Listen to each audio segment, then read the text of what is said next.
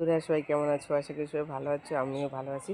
এই চালের গুঁড়ো দিয়ে পাঁপড় করবো, সম্পূর্ণ ভিডিওটি দেখার অনুরোধ রইল। চালের গুঁড়ো দিয়ে আজকে রঙিন রঙিন পাঁপড় করবো, তার জন্য চালের গুঁড়োটা আমি নিয়ে নিয়েছি।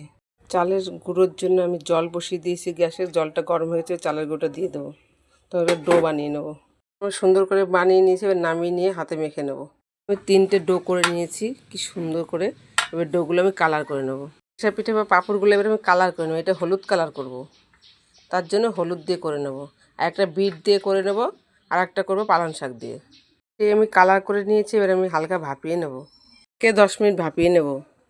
10 মিনিট ভাপিয়ে নিয়েছি, এবার ফ্রিজে আমি 1 ঘন্টা রেখে দেবো।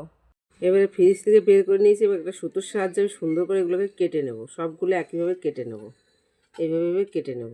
সবগুলো আমি কেটে নিয়েছি, এবার রোদ্রে শুকাতে দেবো। কাপড়গুলো আমি রোদ্রে শুকিয়ে নিয়েছি একদিনে, এবার আমি ভেজে নেব। দেখো কতটা সুন্দর হয়েছে। তেল বসিয়ে দিয়েছি, তেলটা গরম হয়েছে, পাঁপড়গুলো আমি ভেজে নেব। ভেজে নিয়ে তোমাদের দেখাচ্ছি। রঙিন পাঁপড়গুলো আমার ভাজা হয়ে গেছে বন্ধুরা, কতটা সুন্দর হয়েছে দেখো। আমি একটু লঙ্কার গুঁড়ো আর একটু লবণ দিয়ে দিয়েছি।